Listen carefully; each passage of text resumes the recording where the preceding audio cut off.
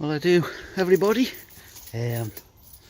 Just doing a vid on a modification I've just done.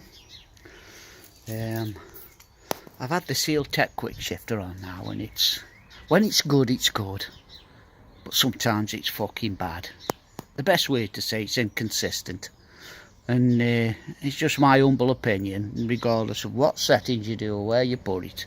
It's to do with that strain sensor that they use.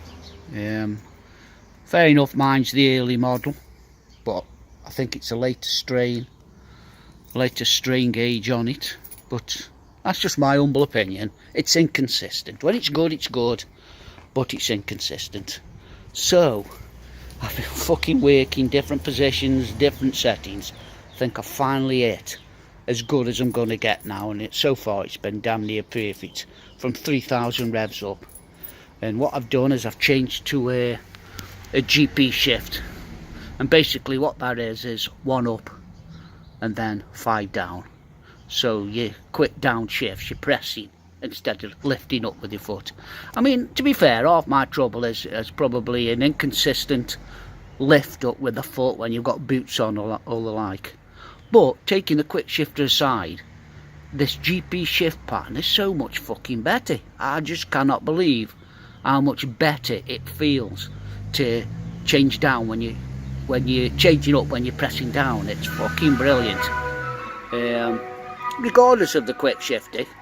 So I've knocked together this GP shift. It's a bit difficult on the Kawasaki because you've got the frame here and your standard or aftermarket sprocket cover. So what you have to do is get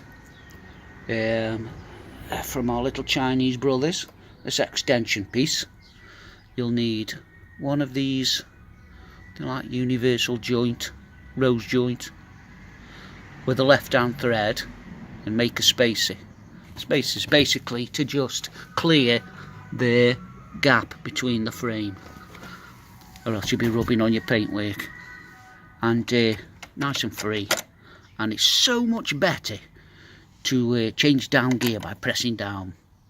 You don't. I would imagine you don't really need a quick shift if you had a GP shift, to be honest. But I have, so there you go. So I've mounted it again, back on the pin, and it's working well. I did, again, to be fair to Heel Tech, they only say fucking 5 Newton meters on the pinch bolt. Well, if you put just 5 Newton meters on that pinch bolt with the Kawasaki, it ain't going to tighten up on the fucking spline. So what world they're living in there, I don't know. So I over tightened it, and one of the worst things you can do with one of these strain gauges is put too much pressure on. So I suppose I could have got a new one, but 60 quid a fucking pop. I've kept with the old one. But shitted up. The fucking rain caught me yesterday, and it's starting again now.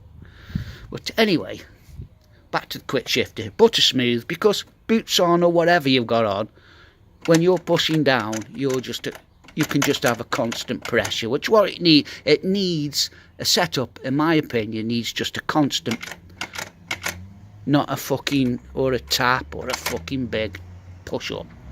So anyway, that's my take. I'm loving it. I love the GP shift anyway. It's so much fucking better. Once you get your head round it, that you're in the opposite way round, and you start within a few hours, you're going to start changing normally anyway. Look at all the fucking shit on my bike. So there you go, guys. Hope that helps. Give that GP shift a try anyway. It's you might find you really like it. Anyway, I'm going to clean my bike if it stops fucking raining. Shit everywhere. Have a good one, ride safe, and keep a shiny side up.